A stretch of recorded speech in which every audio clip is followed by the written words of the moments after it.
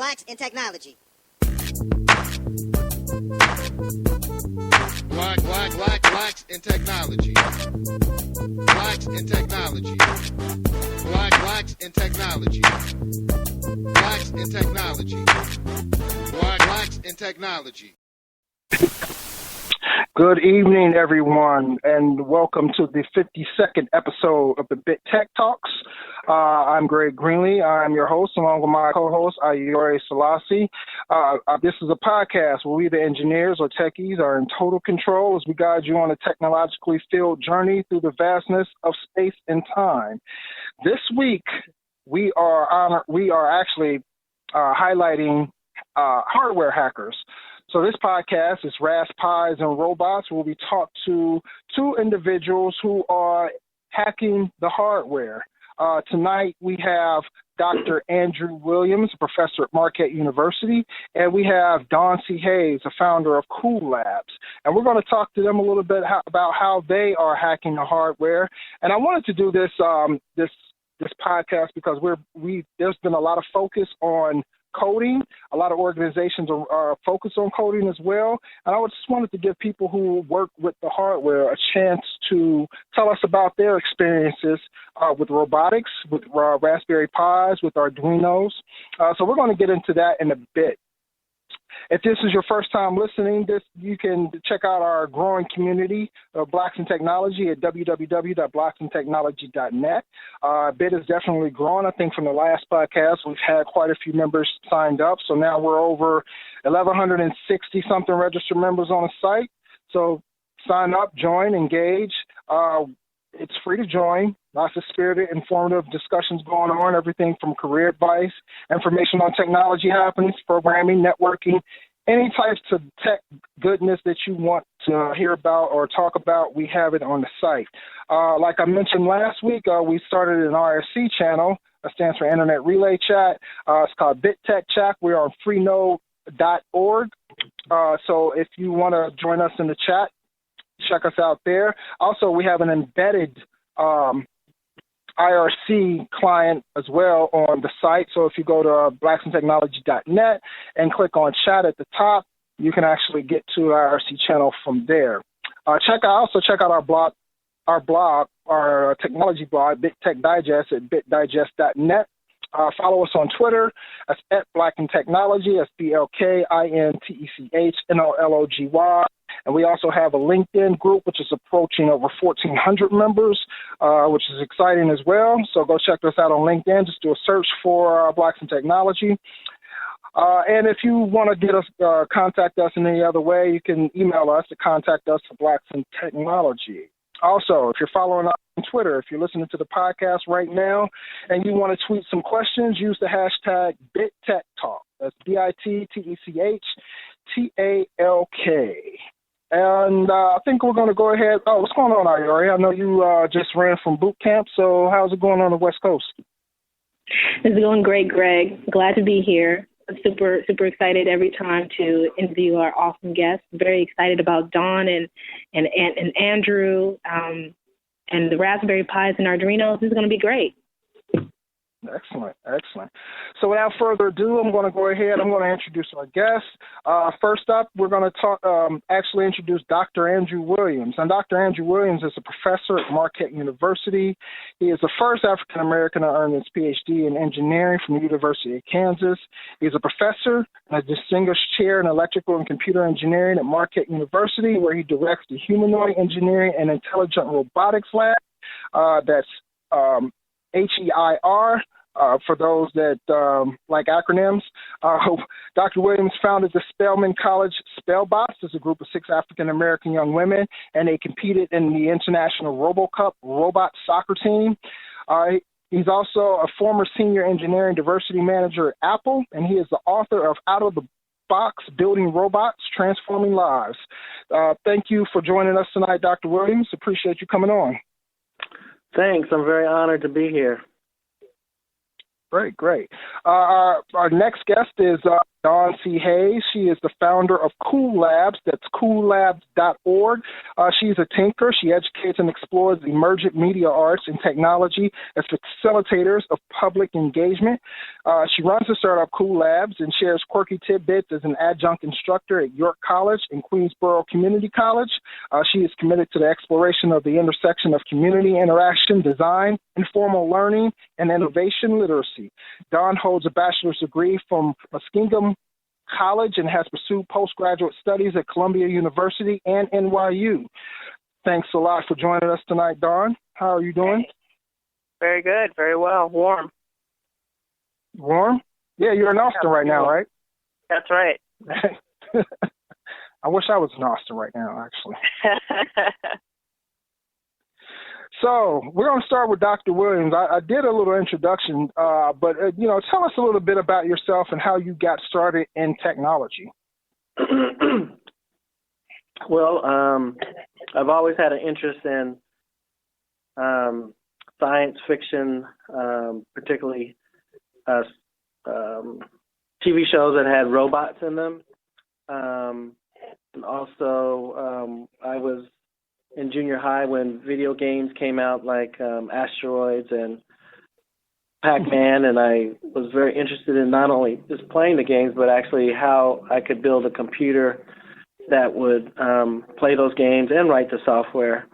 And so I ended up getting my electrical engineering degree and worked a while in industry and worked at GE Healthcare for a while in the Edison engineering program, and decided in the mid-'90s when the first .com boom was happening that I didn't see that many African Americans going out to Silicon Valley and having startups and becoming instant millionaires. And I was thinking about and praying about what I could do to help with that situation, and decided that I would attempt to become a professor and help train the next generation of technologists who could start businesses as well as create new inventions. Excellent. I think that's very, very admirable because a lot of people would have opted to, run to Silicon Valley and try their hand in the startup world, but instead you said, hey, I'm going to educate the next generation and help them be and become the next creators and innovators. So I think that's very admirable. Thanks. What about you, Dawn? Tell us about your background in tech and how you got started. Oh, let's see. Well, I guess that you could trace it back to when I was young, like 4 years young. I guess like a lot of kids, I was interested in playing, but I also like to basically take stuff apart, and sometimes I put it back together again. It worked. Sometimes I didn't. And, when I was really young, my parents encouraged me in that, which is pretty awesome because they'd open up the refrigerator and find all sorts of crazy things in. They were supposed to be my chemistry potions, and, they were really, really cool about it. It was strange. But, as I got older, I like a lot of people, you kind of thinking about how you're going to sort of really make money. And so the tinkering kind of fell to the wayside. And, I went to college and studied, the I guess, safe subjects. But, like Dr. Williams, I also had been involved in the startups and first .com wave. And, I don't know that I necessarily was thinking about African Americans as technologists are going to Silicon Valley, but I was curious about the role that we played or how we were perceived as entrepreneurs in some of this. At the time I was calling it Next Economy Ventures, and having gone in background from working for a bit on Wall Street and working with startups and really seeing some of the things that didn't develop for quite a while.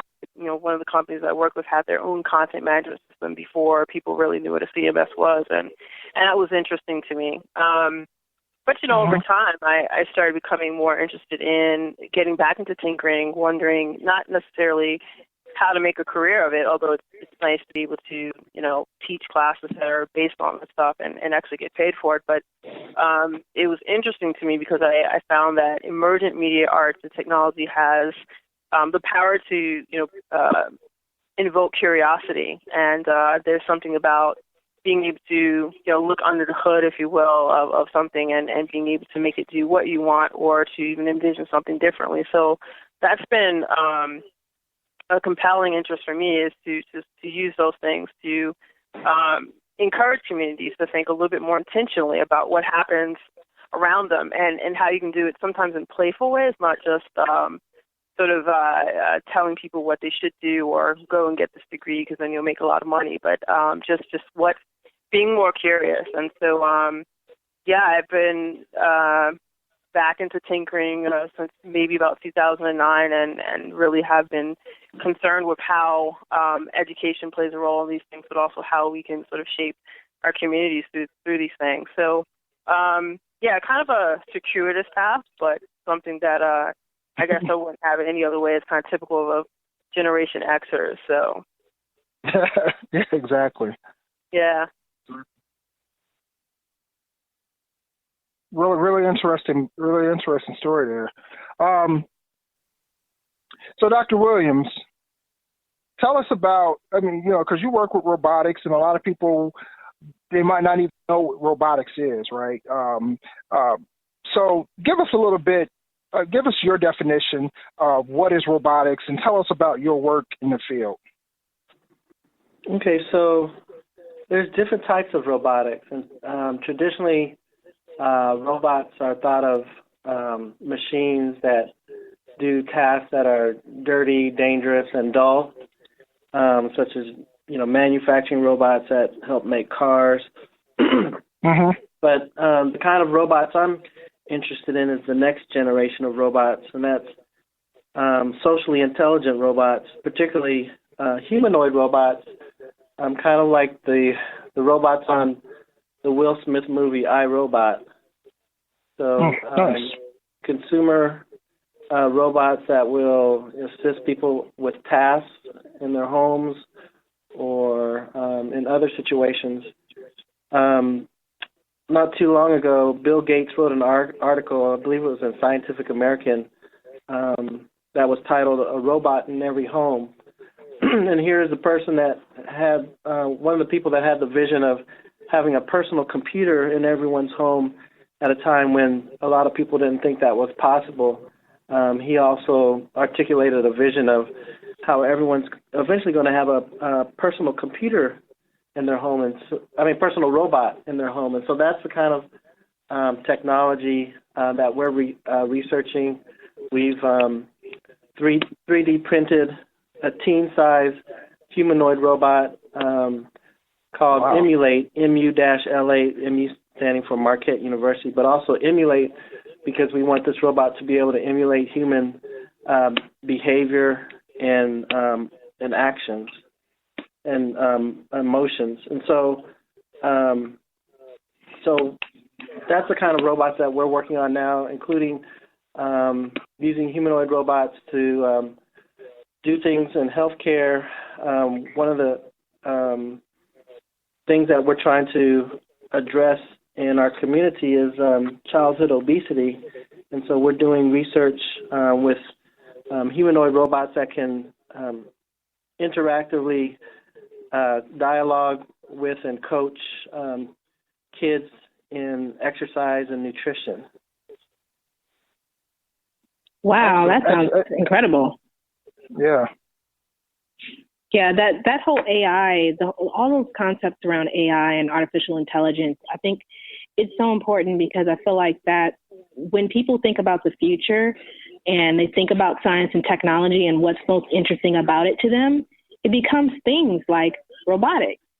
So if you really want to encourage folks to pursue careers in STEM, I think those are the exact types of concepts that we need to bring up more often and make it seem, accessible and real. It's not just a conversation. They need to see people like you, Andrew, and what you're doing with your team so that they can see that it's something that they could do themselves.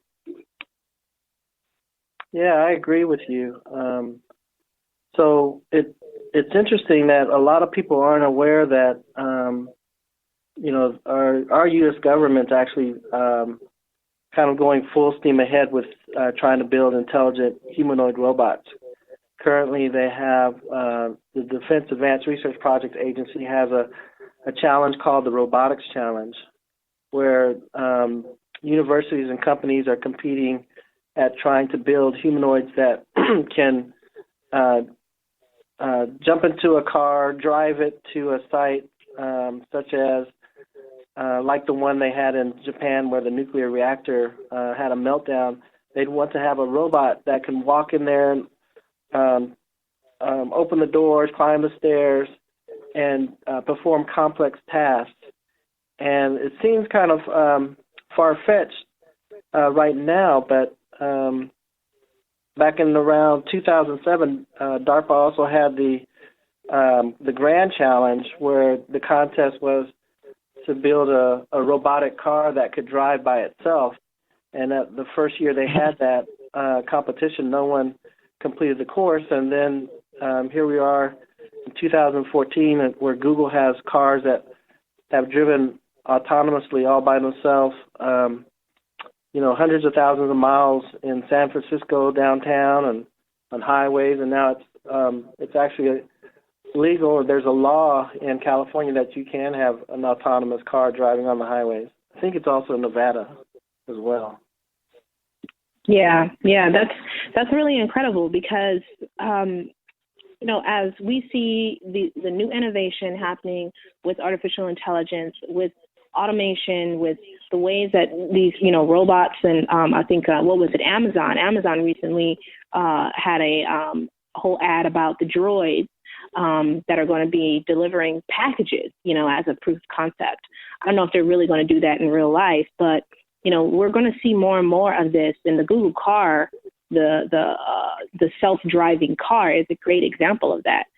I want to circle back to Dawn and ask about, because robots are super complicated, right? You need a lot of resources, a lot of educational background to build some of these robots. And maybe, Andrew, you can prove me wrong later on. But Dawn, I want to ask you about Arduinos and Raspberry Pis, and can you explain to us what these things are, why they're important, and what makes them, accessible, and how is it making kind of these concepts around robotics more accessible to regular people? Sure. I'll try to do the best I can at speaking plainly. Hopefully my sister's listening and will give me some cues. But, we'll start with I'm going to start with Arduino. Arduino is an open source platform. It is a microcontroller. And in a way, all the things that we're talking about are computers.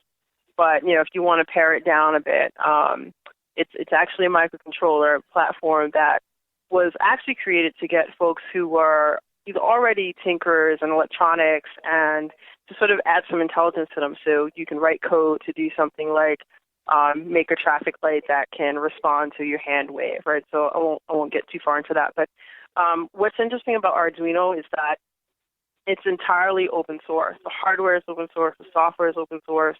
Right now, you and I could go and make our own, version of an Arduino, and it could be based on current plans, and that's okay. That's really interesting because the platform is also for sale, and so, or when I say the platform, the controllers are for sale, but the actual IDE, the development environment, which you write code to program the creations with these microcontrollers, is free and it's open source. So it's cross-platform. You can use it on the major platforms, Linux and Windows and Apple, and it has a tremendous following, an amazing community. And what's really interesting about it is, we're hearing this suddenly things like maker and maker culture and all those things, which, maybe in the 80s you just say an inventor, but the creative culture is really starting to become recognized with the mainstream, and there's a lot of implications for that because it goes from people who you might never have heard of and not known about any project they're working on in their basement or in their garage,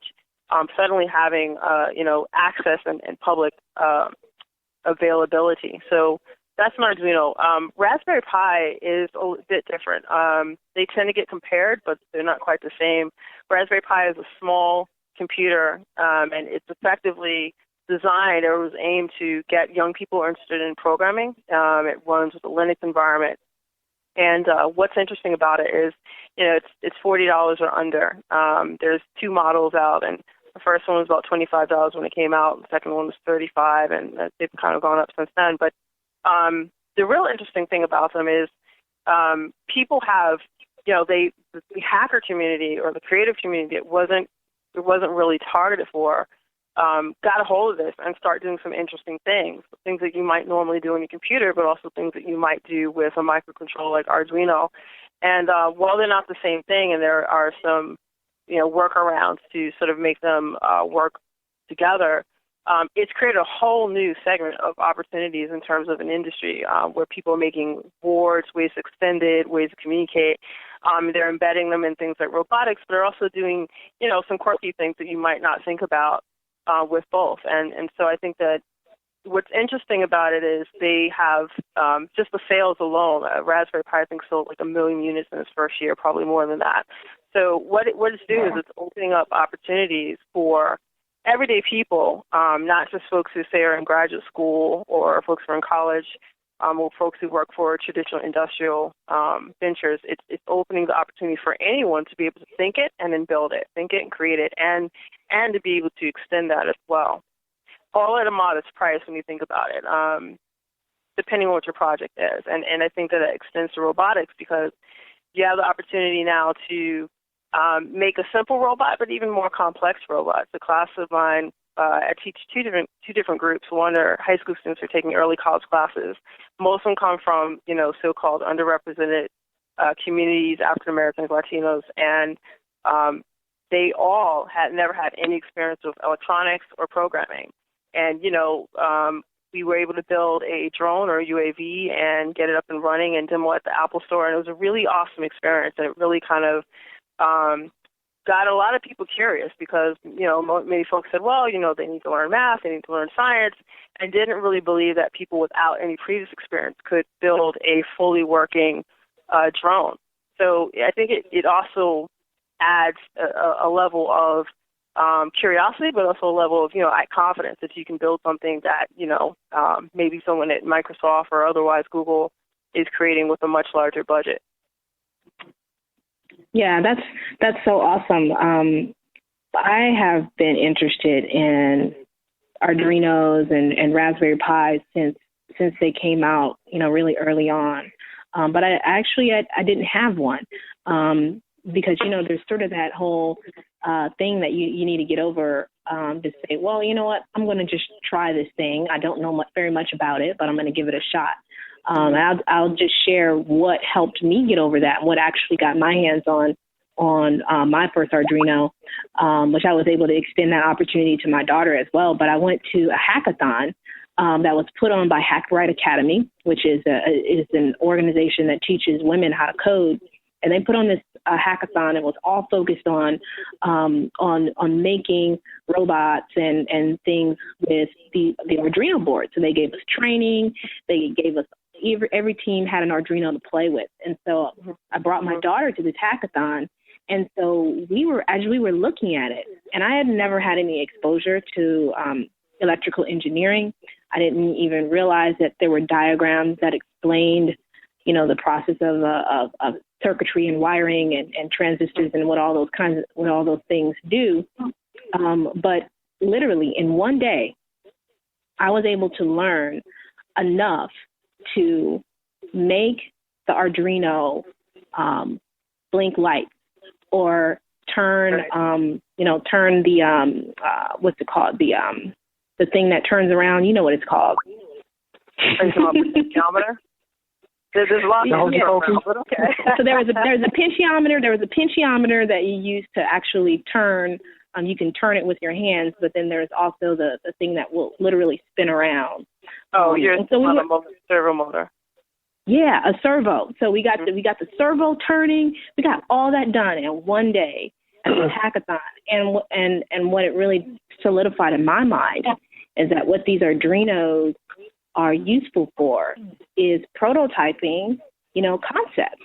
Absolutely. Things that, like things that you could imagine being able to do on a larger scale, with more power, but being able to prototype that concept, in your home with a microcontroller. And it blew my mind. And I was like, everyone needs to have exposure to this. Hey, Lori, that's exciting. I agree. I absolutely agree. Hey, Lori, that's exciting to hear. Because as you're talking about that, I think back when I was, a freshman taking electrical engineering classes. I had never really done any hands-on electronics on my own, and the way the curriculum was presented at the time, I didn't make the connection between the equations I was being taught with actual hardware, and it was it was a couple years or 2 or 3 years before I actually got a chance to build things. And so I think what you're saying about the Arduinos and what you and Don are talking about with Arduinos and the Raspberry Pis is just an incredible opportunity for kids to get exposed to doing creative things with computer hardware at an early age. Yeah, Doctor, I think you're exactly right. I think what it's done is created this real low barrier of entry to the world of electronics. And I was like you when I took my engineering classes. I'm here doing these math equations and everything, and it never really dawned on me like how these equations relate to electronics per se, right? The hands-on type of things. And it was just in electronics. It was in Electronics 1 course. I think some of the more advanced courses like Electronics 1, Electronics 2 took it a bit further where you're actually like building and small robots and things like that. But even still, and this was mainly I had this course because I thought that I was being slick about taking computer networking, and I'm thinking it's all about, networking and network administration and everything like that. But the actual name of the course was Computer Network Engineering, emphasis on engineering, right? Mm-hmm. So I'm taking all these courses on AC circuits, DC circuits, digital sequential logic, where we're doing things with, learning how to code like these small microprocessors and things like that, wiring things on breadboards and everything like that. And so, but something like the Arduino, the Raspberry Pi, it would have been great to have. And I mean, even growing up, it would have been great to kind of have something like that. I think what they're doing with these and are great, and especially when I just actually got my hands on a Raspberry Pi recently. From winning a raffle at a this hacker conference. But what I like about it is that you can include these expandable modules to do, all sorts of other things. And this module that is connected to my Raspberry Pi actually gives me this real nice LED screen that has, switches and things like that, but it's actually it was actually built by the security company to wipe hard drives, to zero them out. So there's a small Python program running on it that is, pretty much runs this script that uses DD, and it actually goes through and it wipes any hard drive. It has a couple of USB connectors on the side. It's pretty slick. But I like this because not only is it small, it's compact, but it's actually exposing the electronics, the integrated circuits, the capacitors, you see some of the resistors. And so if somebody wants to look at this, and it actually makes you even more curious just by looking at it. Okay, so this is labeled this switch. Well, and so that piques somebody's curiosity, and it's not just a box with the on-off button, right? Mm-hmm. And that you can't really see any of the internals of what's going on. People buy computers and it just works, and I don't care about what's inside. But this thing actually, it's exposed. It lets you see the circuitry on it, and it makes you wonder, like, oh yeah, well, how does this actually work? And people can go from there. So in case you're just now tuning in, this is Bit Tech Talk, episode 52. This is Raspberries and Robots, Hacking the Hardware. And we're here with our guests, Dr. Andrew Williams and Dawn C. Hayes. If you have any questions for either one of our guests, go ahead and on Twitter, use the hashtag Bit Tech Talk, and we will actually be monitoring that for questions. So, Dr. Williams, I wanted to ask you about the difference. What is the difference between computer science and computer engineering? I know in your bio you have that you were a chair in electrical and computer engineering, and I know that in some schools they actually differentiate engineering and something like information science or something like. So is there a difference between the computer engineering and computer science, and if so, what is it? So I was the department chair in computer science at Spelman College in Atlanta, historically black college for women. And Spelman is an undergraduate liberal arts institution, so they don't have an engineering program per se. They have a 3-2 engineering program where you can go 3 years at Spelman and 2 years at a engineering university like Georgia Tech or University of Michigan. Computer science focuses more on the theory behind computer software and algorithms, and computer engineering is concerned with both the computer hardware and the computer software. I think depending on the program you go into, you can get some of both. So I think I majored in electrical engineering, but then found out that I wanted to learn more about software, and my master's was in electrical and computer engineering, and my PhD focused on artificial intelligence with a lot of software in it and software engineering. And so I think you can go both ways, but I think it's a little easier if you come from a hardware background and you want to do the software because you understand the hardware better. But if you're just doing software, you really have to dig in and try to learn the hardware, which is not that difficult. It depends on if you want to learn the hardware so that you can actually design the circuitry for computers. But if you want to learn the hardware enough to be able to program it, it's not that difficult. Gotcha. And we actually got a member on Blacks in Technology site. He does more with electrical engineering, and his name is Henry. And he always says that everything starts with layer one, right? With the physical aspect of everything, computers or whatever.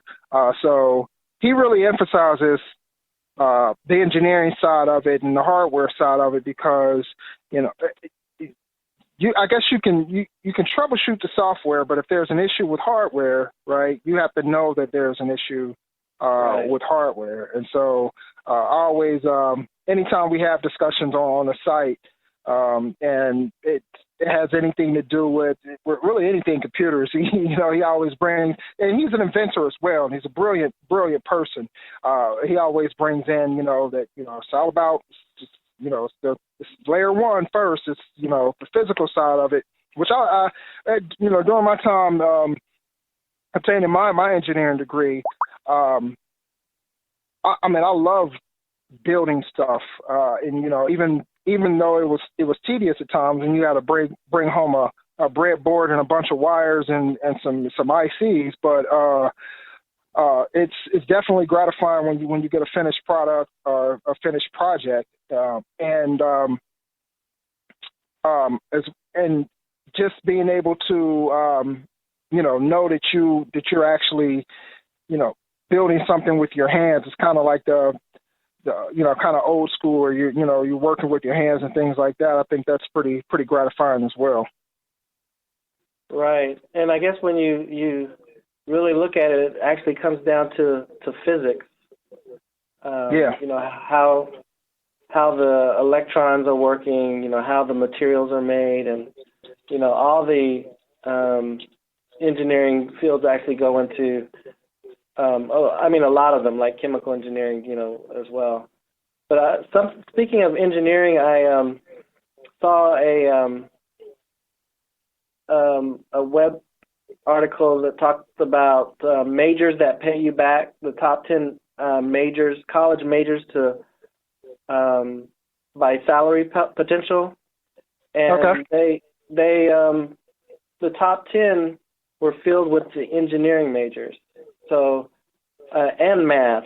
So the top one was petroleum engineering, second was actuarial mathematics, the nuclear engineering, chemical engineering, aerospace engineering, electrical engineering, computer science, physics, and then mechanical engineering.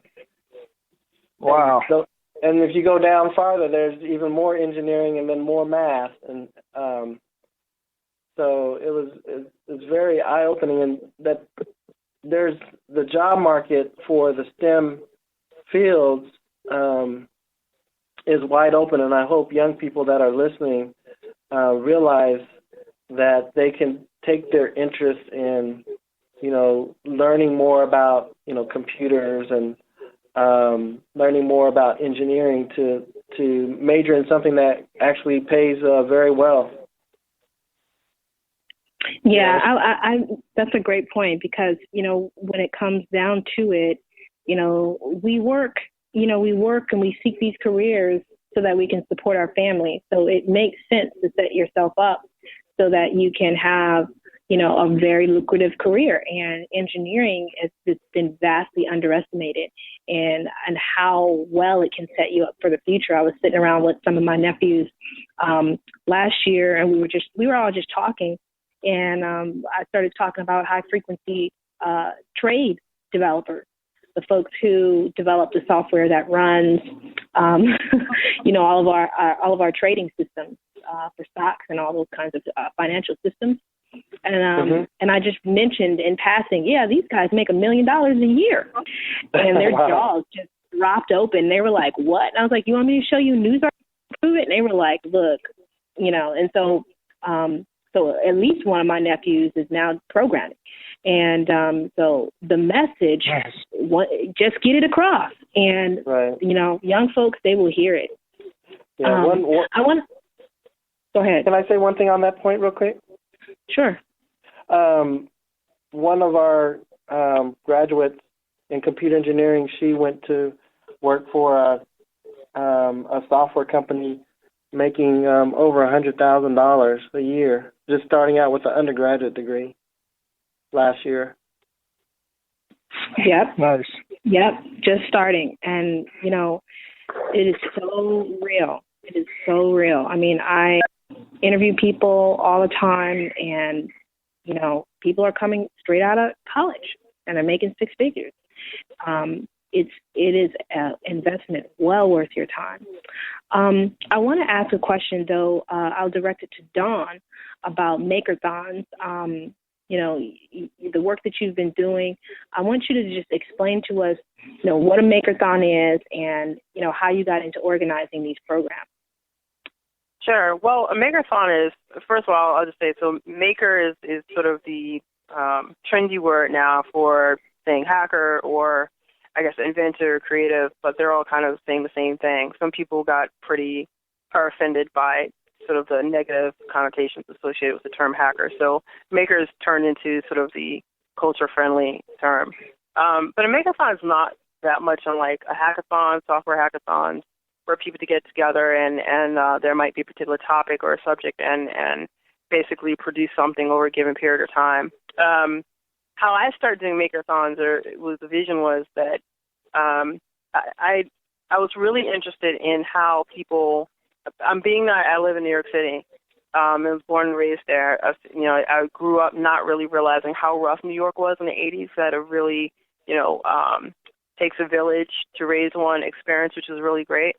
And as I got older, and even in more recent time, I'd come pretty frustrated and felt like, well, I want to leave. I want to go someplace where there's a better quality of life. And the constant, thing in the back of your mind is, one, you have to make a difference where you are, and two, there's always going to be something, and New York is just a really great place to experiment and to be curious, and people you can be rewarded for that. So the Makeathon was designed twofold. One, to just expose people to emergent media art and technology, and to think about how those things could help us facilitate more intentional thinking around what happens in our communities. So you get together and you might never have done anything with electronics, and you might learn about soldering, you might learn about how to use an Arduino, you might learn how to program with a Raspberry Pi, and also things that may not even use those particular products, but how you can actually facilitate something. So an interesting example, not one that we use in the Makeathon, but is something called the air quality egg. And that was really born of a conversation among some folks who said, let's figure out how we can monitor air quality in our communities. And what was really interesting is it touched upon a lot of different things, from coming up with a project that's designed in terms of its hardware to how to make it work software-wise, to how to fund it. And it was successfully funded on Kickstarter. And that's just one example of how you can come together and apply coding and programming, but also apply actually making something and being able to gift that to the community, that they can go ahead and use that in either their everyday activities or in special cases. So the other thing that was important is to facilitate cross-border interactions, because I think a lot of times when we talk about things like technology and computer science and all the things that are trending, a lot of times we kind of leave those conversations in our minds in major communities or major big cities like New York or San Francisco, LA, even Atlanta. So, but we leave out a lot of communities. And then I think that we live in an age now where DIY, do it yourself, is huge. It's the industry, to reckon with, and there are a lot of amazing things that come out of that. So one thing that I found was missing is when I would go to conferences or I'd go to hackathons, software hackathons, or even when I go to maker spaces, which many of them are closed collectives that sometimes open themselves up to the public, and you can learn or interact about all these things, resources you might not otherwise have access to, but some are public as well. But they're almost always white, male, 20 to 40s. And I remember at one point I was visiting a makerspace in a major city down south. I won't give the name, but you can probably guess. And, they had an open house. And it took about 15 to 20 minutes before anyone walked up to me and said, "Oh, you're here for the open house." And this is at a makerspace. So when finally someone did approach me and ask me, another person came up to me, white male, and he said, "You can't possibly know anything about Arduino." And it was a real interesting experience. Wow. Because what he didn't know was that I had been teaching Arduino for 3 years already. What he didn't know was that, I came out of one of the top grad programs that introduced me to this. And most of the people in that program aren't by training a computer science or computer engineer. They're artists, right? So there was this need to sort of expose not only those who may not have access to the culture or understanding what these things are, but there's also a need to expose those who already are in the culture and to say, hey, look, you don't have to look this way to be involved in this. And so the other goal behind the Makeathons is to really get two people in a room who might not otherwise interact, whether it be a lawyer or, an engineer or a singer or a single mom, and to think about how they can take these skills they're learning and being exposed to and actually create something that they can, give to the community, feel good about it. Like, oh, look, today I created a web page, but that web page also is connected to, this sensor that can tell me how many cars pass by my block, right? So that's really important, and I think that in many of our, many hackathons are, engaged around trying to create the next, big thing or to give exposure to any of these prizes, and that's great.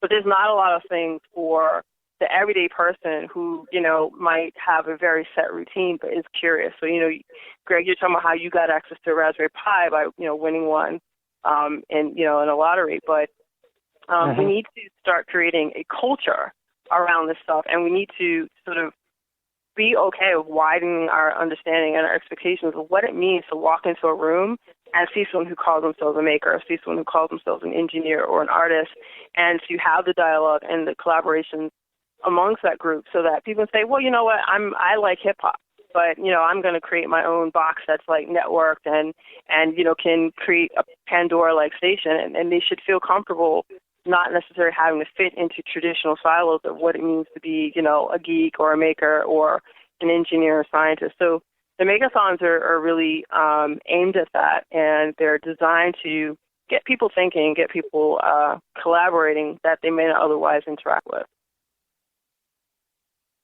Wow, that is deep.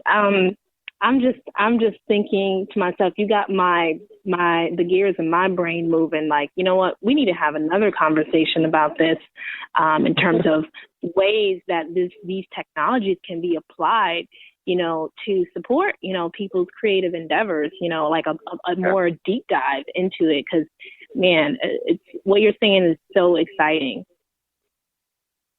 Yeah, I like it. I remember when I first. I'm sorry, Dylan. I remember when I first actually kind of virtually met you when we were talking with some people from South by Southwest last year, and I was like really, really pulling for you because of this very thing that you talk about exposing people to different cultures and things like that. And hopefully, in the future, we can collaborate to bring some of these makeathons to our communities and really get the exposure to these people on the ground level. If I can, I'd like to ask Don, what can we do, and how can we go about getting more kids exposed to this, and how can we work with your organization, or how can we just scale up what you're doing? Sure. Well, first I'll say that working with kids is something that I think you have to meet them where they are. I think a lot of times, a lot of students I meet who are not in college yet are enrolled in programs that have really been aggressive about bringing them, for example, onto a college campus if they've never been on one. There's a really terrific public hackerspace in Brooklyn called Alpha One Labs, and, the founders of that particular makerspace are really they're really vested in making sure that anyone who's 18 and under can also attend makerspaces. A lot of makerspaces get pretty intimidated for liability purposes.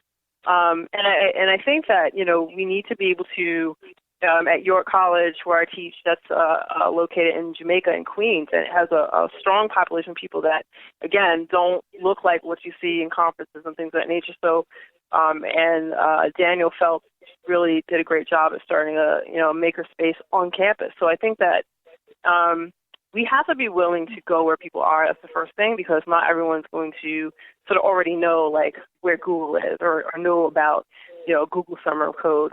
That's the first thing. I think the next thing is that we also have to use the tools that people are interested in and that they use. So social media is great, but there are some people who aren't on social media or are not heavy users of it, and so they've got to have a place to come and hang out and feel safe and feel like it's okay. If I've never picked up a hammer, it's okay if I've never soldered before. So that's important. As far as partnering directly with Cool Labs, we're the primary goal in the next 6 months or so is to do two things. One is to partner with more organizations, ventures, and communities that want to host these makeathons and are willing to do it cross-border, so to do two-way streams online, but also have projects that we can think about, like what we have in common, and to be able to hack. So, for example, in Haiti, we talked about New York City and Haiti, particularly Port-au-Prince, both having, sanitation issues, but one is a culture thing, right? Here in New York, we have a lot of infrastructure, but, in Haiti, they don't have infrastructure. And so what is it that we can probably learn from each other, but also can build together? So trying to think about the things we have in common, and then, a lot of attention going to sort of what are the already existing local resources and pulling them in. So I know, for example, Bree Pettis, who is the founder of MakerBot, is really serious about, I'll borrow his word, blowing up education. And I think that we have to be willing to look at this a little bit differently and to be able to be comfortable with maybe not using the same traditional route and being okay with someone who maybe says, well, I'm not sure about computer science, but I like, and sort of figure out what it is they're interested in. So things like wearable tech have a interesting role in fashion. Things like drones are great. Are there ways we can use that for other things other than, say, surveillance and security? So I think we just have to be willing to take it from the perspective that people are already sort of exposed to. If we know that someone is interested in starting their own business, then we have to think about how do we have that conversation about how this can lead to a successful venture, right? So if I tell somebody, Adafruit is, I think they're well over $25 million in like 6 or 7 years of operation, and that was started by a young lady out of MIT. That can mean something. So that's, I think those are the starting points. And I think the other part is being willing to collaborate offline as well as online, but really being able to meet people where they are. I think that's excellent. Hopefully in the future, with Blacks in Technology's new site redesign, we can help facilitate some of the things that you're doing, Dawn, with the Makeathons, and bring it to our community so people can get more involved. And if you're tuning in, you're listening to the Bit Tech Talk episode 52. This is Raspberries and Robots Hacking the Hardware with our two guests, Dr. Andrew Williams and Dawn C. Hayes. Use the hashtag Bit Tech Talk if you want to tweet us any questions. And I want to direct this next question to Dr. Williams. You're the first African American to earn a PhD in engineering from the University of Kansas. You're also a professor. Distinguished Chair in Electrical and Computer Engineering at Marquette. But you're also an author, and you actually came out with a book called Out of the Box, Building Robots, Transforming Lives. Tell us about why you wrote the book, what's it about, and your experience with writing this book. So the title Out of the Box has several meanings. One is literally I slept in a cardboard box as a baby, the youngest of 6 kids. From my dad was African American. He met my mom during the Korean War, and we lived in a 2-bedroom trailer. And so I didn't have a lot materially growing up, but I used my imagination to make my own toys and things like that. But the story goes on to basically tell my story of how, through my faith in God and support of my family and local church, was able to overcome quite a few obstacles, including my mom having a mental illness. And so I wanted to tell the story to young people about how I was able to succeed and how education and technology, specifically engineering and computing, has really benefited me. But the last part of the book, I talk about how I started the Spellbots at Spelman College 10 years ago. After my wife and I read the book, The Purpose-Driven Life, I realized that I needed to find a place to work where I could help African American students reach their full potential. And I had started at University of Iowa, and I think in 2 years I had taught, in 5 years I had taught only 2 black students. And so I knew I wanted to go to a place that had more African American students. But I was Out of the Box also speaks to not letting people define you in a box of what you can and can't do. And when I was working with African American young ladies at Spelman, a lot of them had come from high schools. Most of them had come from high schools that didn't have any computer science classes. And I can only think of one that had some type of programming. I think it was Flash programming.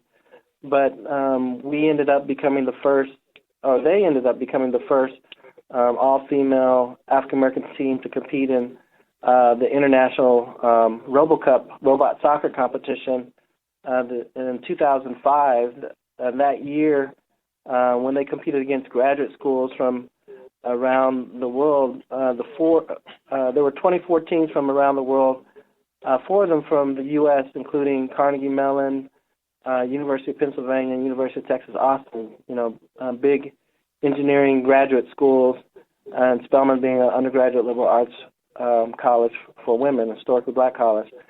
And so they were able to qualify in 2009. That was with 4-legged robots. In 2009, we competed in the RoboCup Japan Open in Osaka, Japan, in 2-legged humanoid robot soccer in RoboCup, and they were able to tie Fukuoka Institute of Technology in the championship match.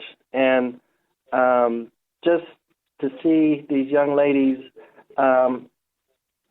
similar to what Don was saying, achieving in a space where they don't fit the stereotype, of what an engineer, computer scientist look like, and they're still going on and still great role models. But that was the message that I wanted to get out there with my book.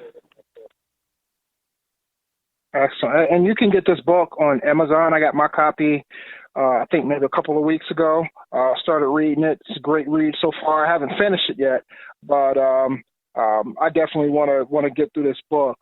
Has some incredible, life experiences that you had to go through, and some great lessons in it as well.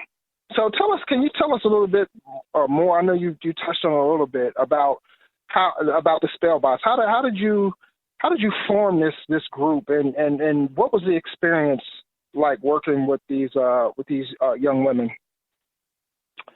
So the best way is to read my book, but because we only have a few more minutes, I think. But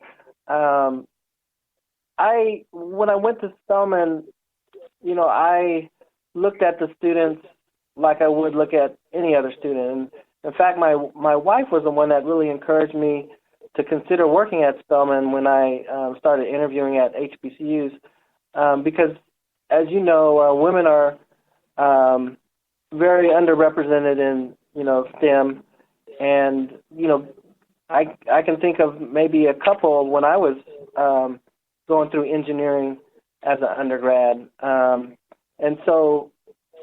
But my wife just encouraged me because I have a son and 2 daughters, and she said, don't you want to have our daughters working with a professor that really is trying to help them reach their full potential?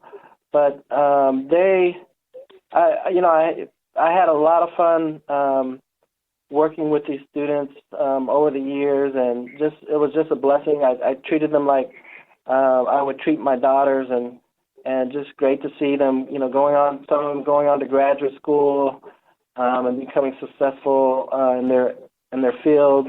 Some going to Apple, Google, other companies that are challenging to get into. But again, one of the reasons why I chose robotics to help teach is because I learned that not everyone has the same learning style, and robotics, it's visual, it's hands-on, and the students, were able to do some great things with robots and computing. Nice. And I know I mentioned that we had a 1-hour time. I mean, we actually have longer than that, but we kind of teeter around an hour, a little bit longer than an hour. So if you guys can stay on, I just got a couple of more questions to throw past you. Is that okay? That's fine. Okay. All right. So I want to throw this out to both of you, and I'll let Don answer first. But with a lot of organizations focusing on coding, do you think it's important that that we come up with orgs, or we have organizations infuse hardware into the curriculum? Yeah, definitely. I think the future is already here, and that sounds really cliche, but it's true. The future, let's have it like this. 15 years ago, everyone was throwing out, software is hot, content is king, and hardware is kind of seen as like a stepchild. That's not the case anymore. If you look at the startups and the companies that are really the driving force in communities around this country and even around the world, many of them are centering around hardware. Even if you think about the hot topics from data visualization to Internet of Things to 3D printing. I mean, these are things that even 5 years ago, we weren't having this conversation around actually being able to have a career around it. So, and not just a career, but to be able to create a product. Like I said, Adafruit has only been around for a few years, and, they're probably one of the most heavily used sites for DIY hobbyists in electronics, as well as those who are building larger projects. I actually have my laptop open, and I have about 25 tabs.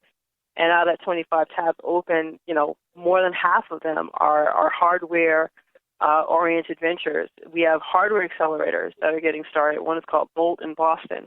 And these are the type of opportunities that are there's plenty of opportunity, but the point is that where before, if you were looking at, say, a Y Combinator or Techstars, these are all sort of what I could call like micro-equity accelerators. You were finding a lot of venture capitalists, for example, interested because it's low overhead and it's something that if you put it out, you can make a lot of money off of it without having to invest too much. But we can't really move forward without thinking about the physical design.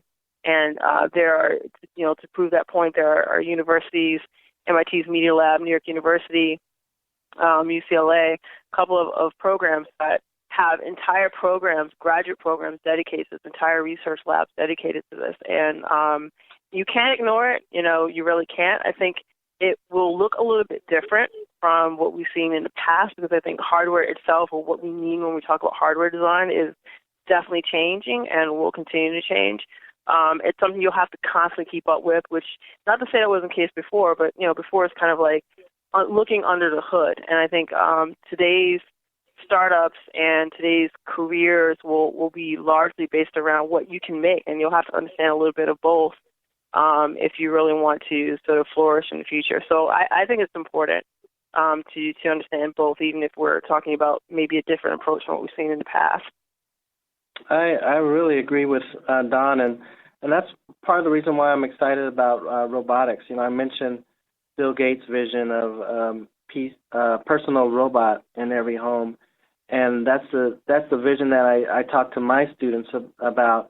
Is why not us become part of the push for creating low-cost robots that can help kids with childhood obesity? Why not we be the ones that put a robot in home that helps tutor kids in math or reading? Why not? These students start companies where they're the Apple of robots, or the Microsoft of robots, because, like Don said, now the access to hardware and inexpensive hardware, as well as 3D printers, give us the ability to prototype and make things quickly, which we couldn't have done, just even a few years ago. Yeah,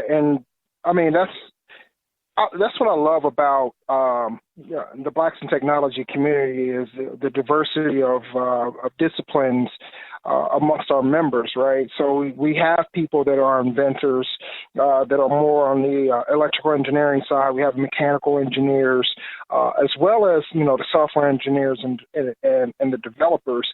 But what I like about it most is we don't emphasize on just one small part of technology, when technology as a whole is a very, very broad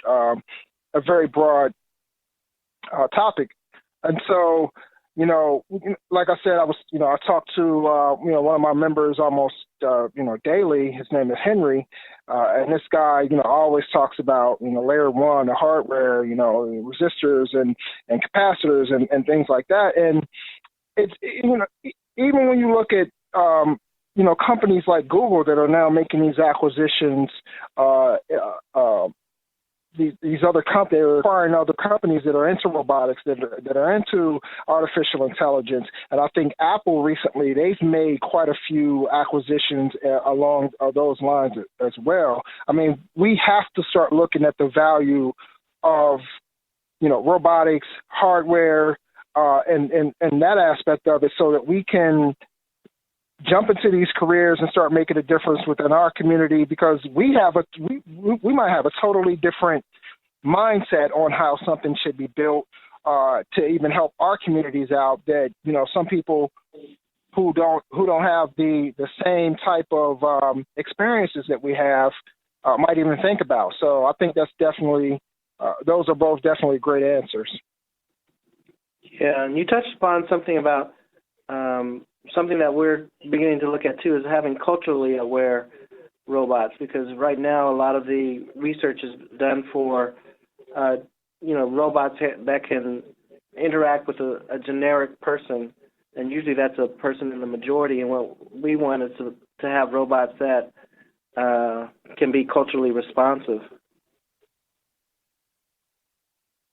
Yeah, I think that's excellent. And speaking of Henry, he actually sent in some questions that I just want to throw one of the questions out, and then I want to ask one more question from the both of you, and then kind of wrap it up. We're a little bit over an hour, so this is directed at any one of you who can answer. And one of his questions is, can the theory of robotic control of mechanized arm movements be ported over to large boom-type movements without some form of external stabilization? If so, could something like a Raspberry Pi or Arduino be used to control a boom loader arm? Anybody want to take a shot at that? I'll answer, but if Dr. Williams wants to go first, that's no problem. Oh, no, that's okay. Go ahead. Well, the short answer is yes, Okay. but, and then 3 dots. And in that case, I would probably talk to you more about the Arduino than the Raspberry Pi, only because, and again, this is where that conversation comes in terms of, well, what's the difference? And I know there's been a lot of comparisons, but they're really not the same, although there are lots of projects that try to interface the two. So yeah, my short answer is yes, but. And if you want more clarification, I'd be happy to do that. But I'm very verbose, so I'm not sure I can answer that within a time limit there. Maybe that's a forum for us. Okay. So maybe at the end of the podcast, you throw out how Henry can get in contact with you, because the reason he's asking is because he's looking for a small controller that would also sense stabilization errors and provide corrective feedback near real time. That's what he's going to use it for. So we'll let you, give out contact information at the end, and then Henry can contact you offline. Okay. All right. Great. So last question. I want to ask both of you, what are some cool projects that you've been working on? And I'll let Dr. Williams go first. What are something, within the field of robotics or AI that you've worked on that you can talk about? I don't know if there's anything that top secret or anything, but I mentioned them at the beginning. One is a humanoid robot exercise coach, and we have the participants in our study wearing Nike Fuel Bands, and we want the robot to be able to use the physical activity data from the wearable technology to provide adaptive coaching, along with motivational interviewing. So we're actually actively doing experiments right now, and I'll be presenting some of our pilot study data at the Human Robot Interaction Conference in Germany in March, a paper that we got accepted. That's one project, and the other one is, like I said, the 3D printed teen size humanoid robot that we have that we're hoping to qualify for the humanoid robot soccer competition to be held at RoboCup in Brazil this summer. But in addition to that, we have an app that runs on an Android phone that connects to the head of the robot, and it displays different emotions, and we're programming the speech recognition from the phone to carry on dialogue with emotion, so that we want the robot to be able to play sports with kids interactively and be able to talk and express emotions while it's doing that. Excellent. This sounds pretty exciting. What about you, Dawn? What projects are you working on? Way too many projects. So I'll just say, I'll talk about one thing that's not exactly a tech project, but it's again about facilitating more culture and community interaction. So right now, a colleague of mine are working on something called Brooklyn Geek Week, and the goal of that is obviously to facilitate a gathering of folks who are, like all of us, discussing our projects, doing really interesting things around not just technology. Geeks are these days we talk about technology, but geek obviously can be anyone who's just really excited and really sort of well versed in what they do. But we're looking to do that in New York City to start right after June 21st. And New York has this thing called Make Music New York on the first day of summer. So we're looking to do that. And part of the goal was it's not only for Brooklynites, but if you come to New York, you'll hear some people say Brooklyn is NYC. I mean, there's a huge creative class, creative culture that's being just coming out of Brooklyn and basing themselves there, everything from Etsy to MakerBot. All these folks are really introducing a new culture, a new way of doing things, a new way of running startups. So we want to be engaged in that, but we also want it, again, to sort of showcase those who may not know about, especially those who, don't really look like who you expect or who you stereotype as being a hacker. So, women, African Americans, all sorts of people, young people. So we really want to kind of focus on that.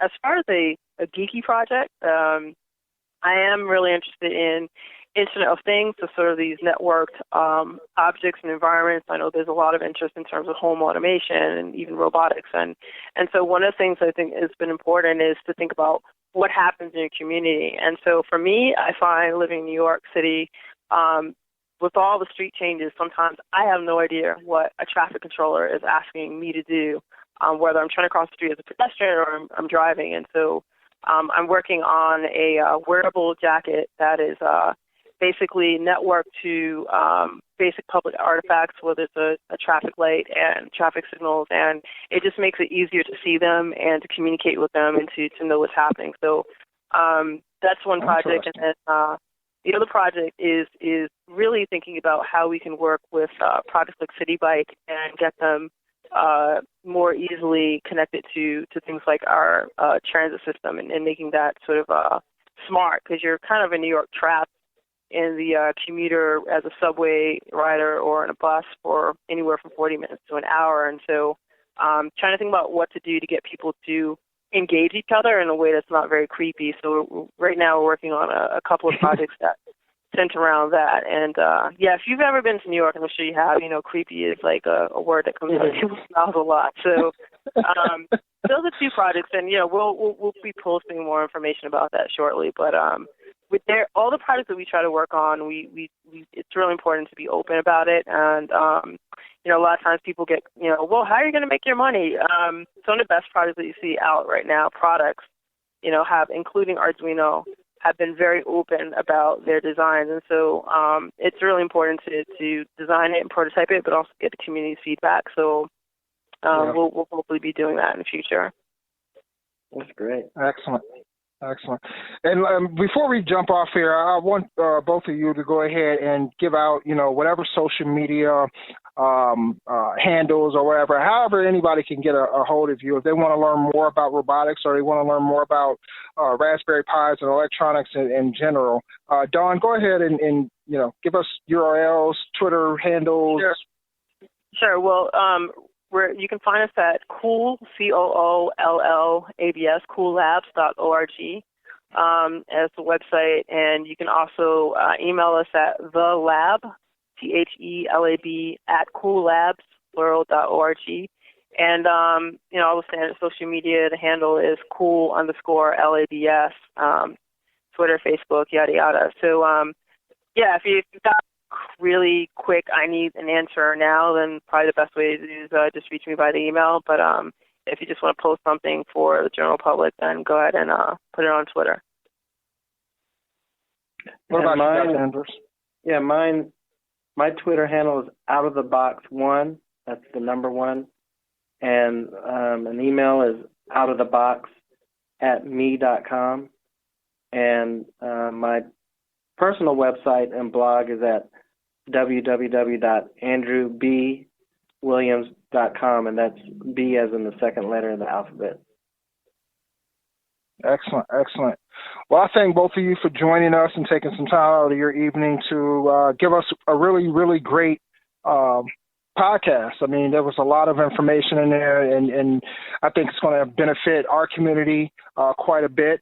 And I want to invite both of you. I don't know if, maybe Don, I don't know but if either one of you haven't joined Blacks in Technology, like I said before, we have a pretty vibrant community. Our forums are very active. There's always people in there talking about, technology and things like that. And you both would, add a lot of value to the discussion. So I invite both of you to join the site and engage and mix it up with some of our other members. Awesome. We'll definitely do. Excellent, excellent. So again, I want to thank both of you for joining us, and wish you all good luck in the future. Thanks a lot. Thanks for having me, and I enjoyed meeting you too, Don. I enjoyed meeting you as well. Also, Ayuri had to drop off, but she wanted me to thank you as well. So thank you for my Ayuri. Enjoy the San Francisco weather. Okay. All right. You two take care. Later. Thanks. Bye. Blacks in Technology. Blacks in Technology. Blacks in Technology. Blacks in Technology. Blacks in Technology. Blacks in Technology.